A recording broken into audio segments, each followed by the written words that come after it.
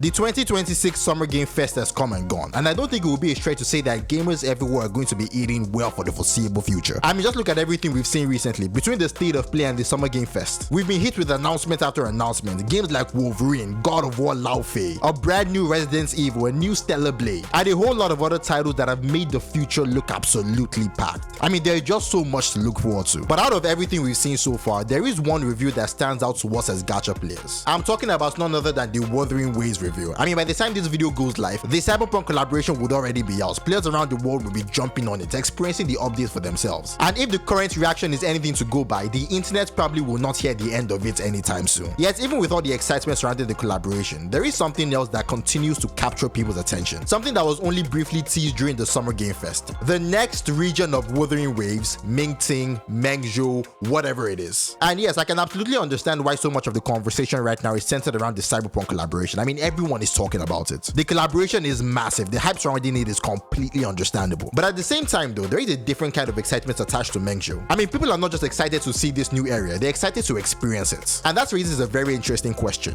Why? I mean, why is there so much excitement surrounding this region specifically? And this becomes even more interesting when you consider the history attached to it. Because Mengzhou is connected to a region, a story, an experience that many players will argue was the lowest point Wuthering Waves has ever had. So once again, why is there so much love for this particular region? That's exactly what we're going to talk about in this video. So if you're into the kind of content, make sure to leave a like and let me know your thoughts on Mengzhou. What exactly has you excited about this region? What has Wuthering Waves done to rebuild the confidence that many players felt it had lost earlier in the game's life cycle? Tell me that away in the comments below, and of course, don't forget to subscribe if you're interested on any of my future videos. Alright, let's get into it. See, in case you're not aware, Mengzhou is a part of a very familiar place. In fact, it's part of a place that every single person who has played Wuthering Waves has not only visited, but has actually spent an entire story arc experiencing. And that place is Huanglong. See, back in version 1.0, our journey in Wuthering Waves began in Mengzhou, the capital of Huanglong. And while today we are talking about fighting giant robots out of space, taking part in insane battles against Adam Smasher, and dealing with threats on an entirely different scale, the version 1.0 experience was a completely different story. In fact, I think I could confidently say that version 1.0, specifically the Mengzhou experience, was the weakest experience Wuthering Waves has ever had. Because see, when I talk about Wuthering Waves version 1.0 in other videos, I usually focus on the technical side of things, the bugs, the optimization problems, the rough launch issues that people remember to this day. But even if we put all of that aside and focus purely on the story, the situation doesn't really change all that much. There simply aren't many moments from that period that people can still point back to as truly memorable. I mean, sure, there are exceptions. The Black Shores and Mount Firmament had some of those moments. But the reality is that none of those experiences managed to completely change the overall perception of Wuthering Waves. Not even close, especially to the extent that Rinascita did. And all of this matters because it gives context to Mengzhou. It explains the history attached to the regions and experiences players associate with it. And more importantly, it pushes the central question of this video even further. I mean, unlike Septimont after Ragonia, we're not moving forward into a brand new nation that we've never seen before. We're actually doing the opposite. We're going back.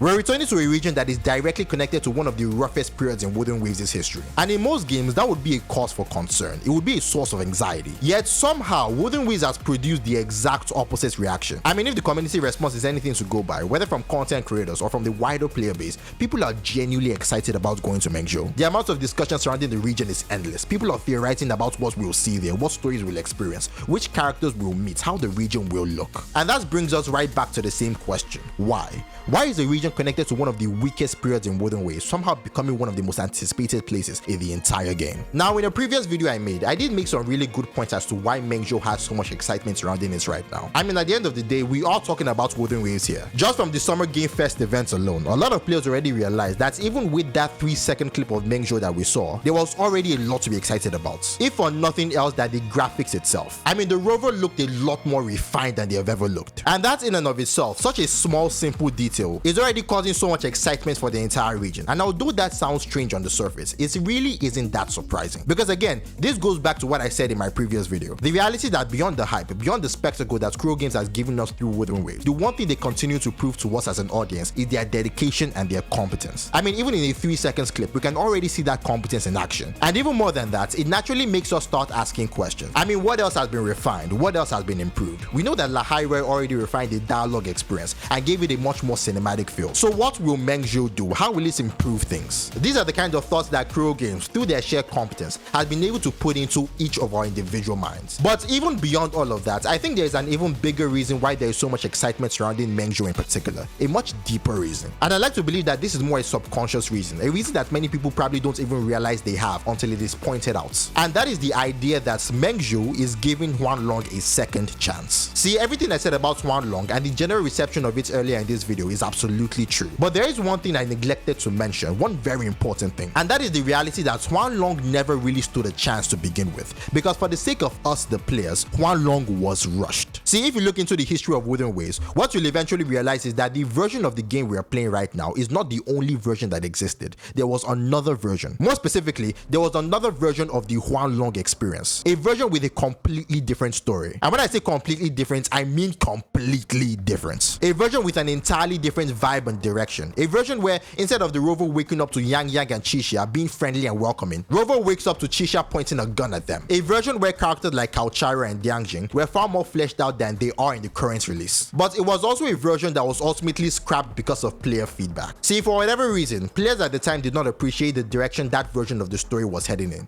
They wanted something different. I imagine something that felt more familiar to their tastes and expectations for gacha games. And because of that, Kuro Games made a massive decision. They scrapped the overwhelming majority of the Huanglong experience, the world building they had created, the character developments they had written, the progress they had already made. Over 90% of that content was removed, and in its place, we got the version 1 experience that eventually launched with Wuthering Waves. And to be honest, with that much content totally wiped out, it is nothing short of a miracle that we can look back at places like the Black Shores or Mount Firmament with any real sense of memorability. But Mengzhou is a completely different ball game. I mean, this is a region that is arriving when Wuthering Waves is quite literally at its peak. Whether you're talking about revenue, player reception, audience size, game quality, overall performance, Mengzhou could not be releasing at a better time than it is right now. And with that comes what I mentioned earlier. A second chance. A second chance to experience the kind of Huanglong experience that we never truly got to experience in version 1. A chance to see how Kuro would create the story of a Huanglong region when they have the time, resources, confidence, and most importantly, the experience that they possess today. A chance to see how they would handle the setting, the situation, and very likely even characters that share similarities with what we had back in version 1. And the character similarities in particular are very interesting because contrary to popular belief, we actually do have some information about this new region. Information that goes deeper into what the game itself has officially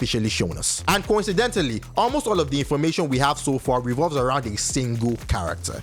Yang Yang. I mean, it is honestly funny how this character has suddenly exploded into becoming one of the most anticipated characters in Wuthering Waves, especially in recent months. The fact that a couple of months ago we saw leaks of SP Yang Yang, a character expected to become a 5-star in the new region. And Kuro Games seemingly added even more fuel to that discussion during the anniversary with a new version of Yang Yang appearing amongst the faces depicted in the anniversary bike skin. I mean, out of all the characters featured there, Carter Thea, Augusta, Yuno, and so many other incredible characters, there really wasn't anyone who generated even half as much discussion as Yang Yang did the moments people noticed her on that skin. And as if all of that wasn't enough, we got even more conversations surrounding her. Well, maybe not conversations, but definitely more theories. Particularly the theory that Yang Yang could be the Grand Architect. And as crazy as that might sound, there is actually a conversation to be had there. There are some genuinely interesting reasons why people think this could be the case. And really, when you combine all of these things together, all of these discussions, all of these theories, all of these possibilities, I believe this is a major part in the hype we're feeling for Mengzhou. Because now this idea of the Huanglong experience, getting a second chance, doesn't just stand on its own. It has something to support it. It has characters to look forward to, story to anticipate, existing storylines that we can even continue. I mean, there is the entire Chi Yuan Geshu-Lin storyline, which is shaping up to be absolutely phenomenal moving forward. And the best part of all of this is none of this came out of nowhere. Every single one of these things was set up at one point or another. I mean, Mengzhou might technically be a region we're visiting for the first time, but when you really sit down and think about it, the setup for this region has been nothing short of immaculate. See, when it's all said and done, the question of whether or not Wuthering Waves is going to give us a good experience is something that, at this point, I believe is almost non-existent. I mean, going from Huanglong to Rinascita to Lahairoi, having these widely different regions deliver absolutely phenomenal experience, regardless of how different they are, has completely convinced me of one thing. Whether we're going back to Huanglong or moving forward to an entirely new region, Kuro Games is always going to continue delivering. But after all the advertising they've done for Mengzhou, after all the hype they've built around it, there is still one question left. How exactly are they going to surprise us? How exactly are they going to make Mengzhou stand out from everything that came before it? Well, that is for all of you to answer now. So tell me what you think. What are your thoughts on Mengzhou as a region? Did you always see Mengzhou as a second chance from the underwhelming experience that many of us had with Jingzhou? Or do you have a completely different reason for being excited about it? Tell me that in the comments below, and as always, I'll catch you in the next one.